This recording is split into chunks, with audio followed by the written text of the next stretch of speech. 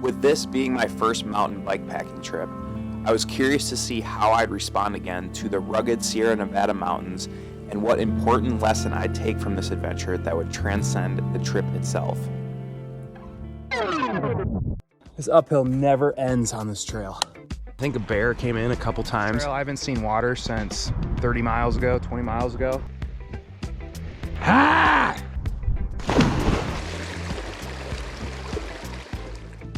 The Tahoe Twirl begins and ends in Reno, Nevada, totaling just under 200 miles. Believe it or not, I actually had a buddy that lived right on the route that was willing to do half of the first day with me.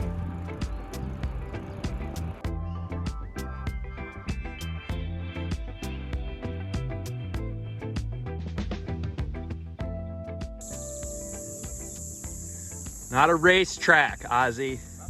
Not bad. Go home. What did you think of that first section? The first section sucked. It's more of a bike hike than a bike ride. Our objective for the first half of the day was to climb 6,000 feet to the road below Mount Rose, something that was brutal on a fully loaded bike. Ozzy just liked to inform me that we have 1,600 feet left to the top of this stupid summit. Oh, and 4 miles.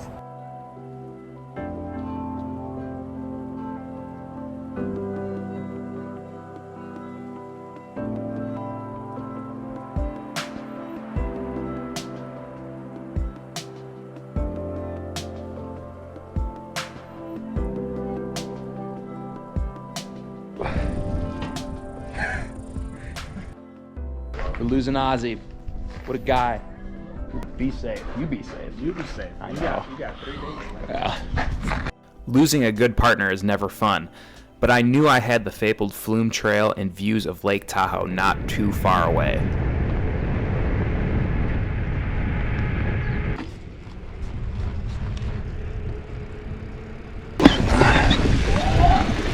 Ooh, shit. Didn't get that on video. Yeah, I'm good. Wow, dude. Start it up.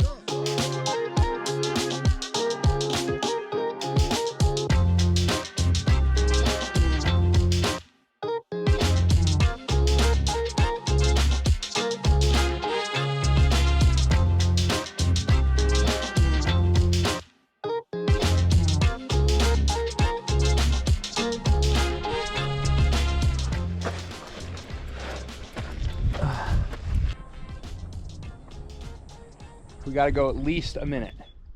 1 minute. Oh. 3, 2, 1. I say, I think my cold showers have helped. Okay, so we met a bike patrol guy who said we can't camp in Marlette Lake. He thinks that there's a camp spot somewhere up towards Spooner Lake. I really hope that there is. I really want to just camp here, but it'd be nice to camp next to the stream that I'm seeing on the maps. He thinks there's a bathroom there. I don't know, so we're gonna risk it. If not, I don't know. Well, I guess we'll make do. I must say, that guy knew what he was talking about. This is great. We got a bear box, bike, we got a bench, flat spot for the tent. That was worth it.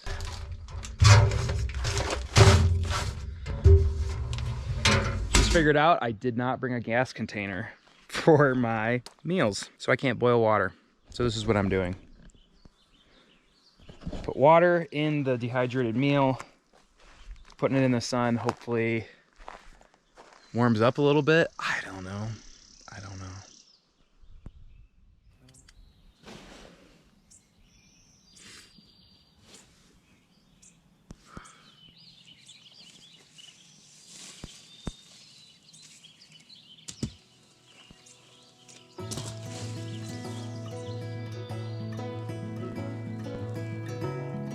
Next trip, you gotta get yourself some Mio Energy.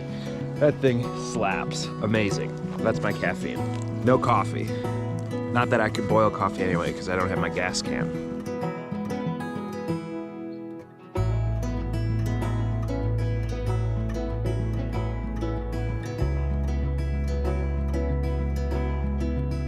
It's not too rocky, pretty graded.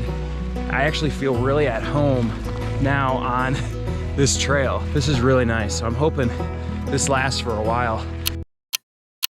This is one of the tougher things I've done in my life. Also, most frustrating things. Rocks everywhere.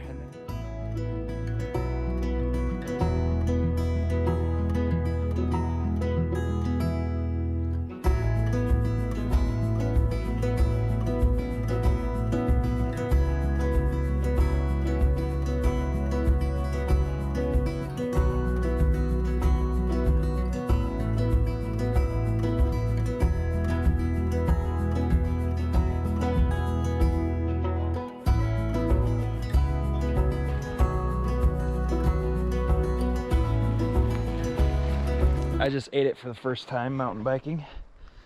That hurt. Oh, coming down the TRT here, wow. Sharp corner. Yeah, ass over tea kettle.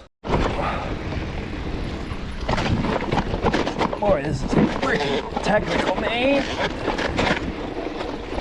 Whoo! Man.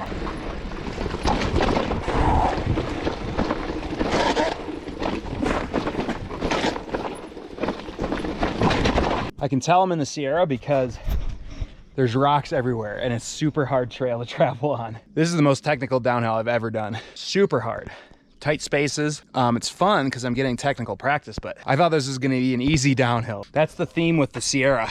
You always think things are gonna be easy and they never are in the Sierra. Sierra is, so far all of the mountains I've been in, the most technical, the most challenging.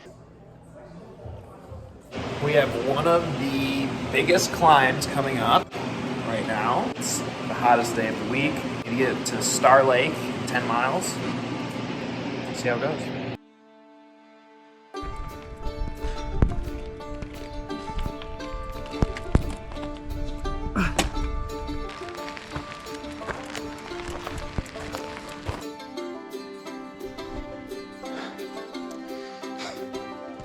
Hike a bike again.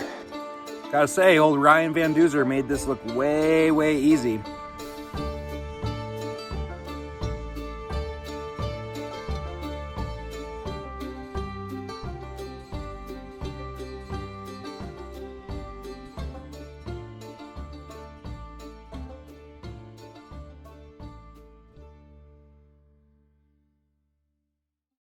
After 5 hours of climbing, I arrived at one of my favorite campsites of the trip, Star Lake.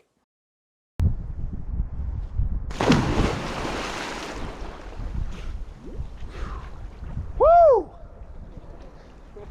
Yeah, baby! Woo! Cold soaking mountain house is not my first option, but it'll do. It's edible. I went to bed that night with the anticipation of tackling the highest point of the trail the next morning, and also replenishing my dwindling food supplies.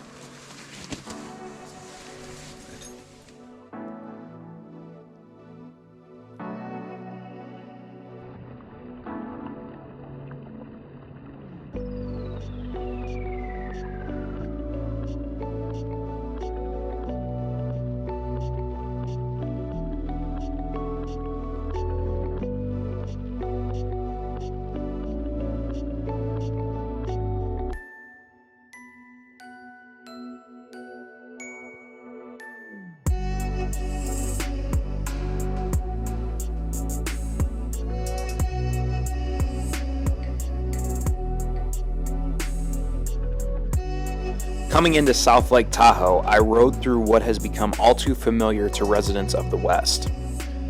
This particular fire was called the Caldor and burned 221,000 acres in 2021. You could tell the fire was a massive fireball because of the scorched earth. There was really no evidence of anything even beginning to grow. Woo! Woo!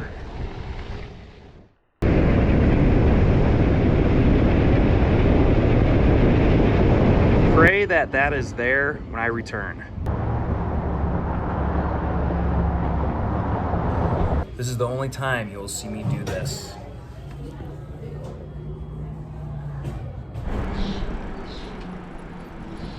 I decided to take a nice dip in Lake Tahoe before encountering the most dangerous part of the entire route.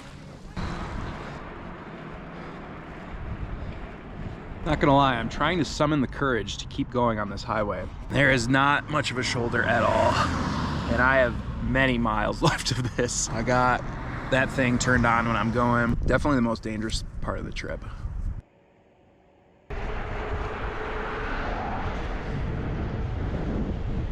I got to camp that night thinking I had almost completed all of the vertical left on the trail, but boy was I wrong.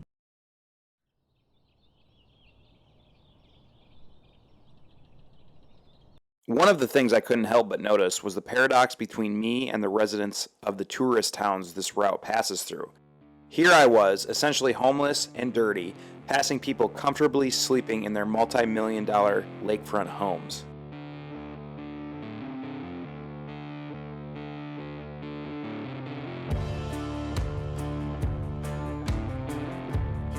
The thing I've noticed about bikepacking is it's either really, really easy or really, really hard. There's no in between. It literally could not have been any more opposite to what I just went through for the last 20 miles or so on the road.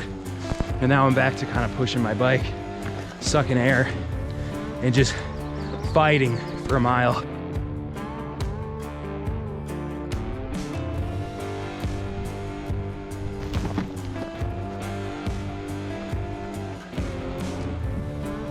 This uphill never ends on this trail. It never ends. Just when you think you got downhill, it's more uphill.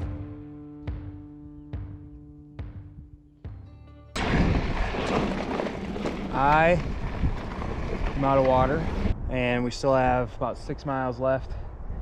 The thing with this trail is you don't know how fast 6 miles will go, because I thought this was going to be a descent, and now I'm climbing again. So they also said that water is abundant on this trail. I haven't seen water since I left the campsite this morning. Not a lot of shade, very exposed. We'll make it, but you know, it's a pain.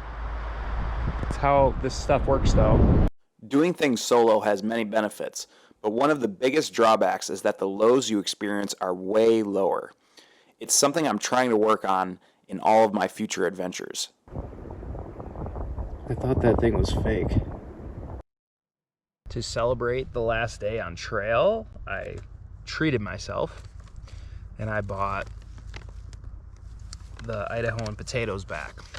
Mix it with some lake water, which I'm not gonna lie, I'm not that pumped to filter. I've drank worse, so.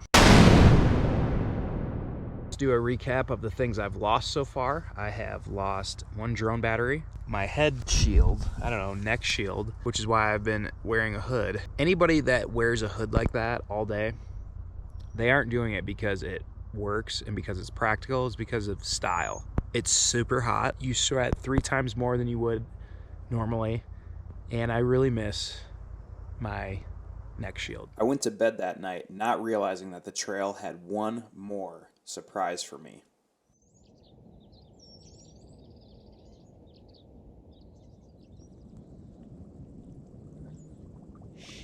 Okay, my new multi-purpose item, socks as gloves for when you're riding.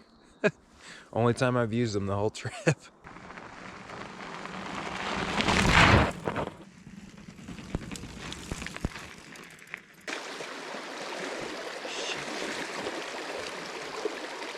I guess I gotta cross this to get over there. What the actual f is going on?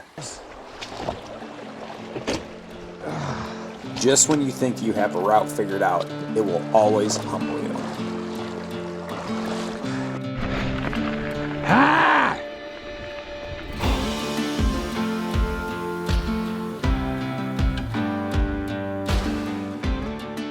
Whenever you do a multi-day trip like this, your identity and the things you thought were possible always change. Your runway gets larger, allowing you to take off for bigger adventures in the future.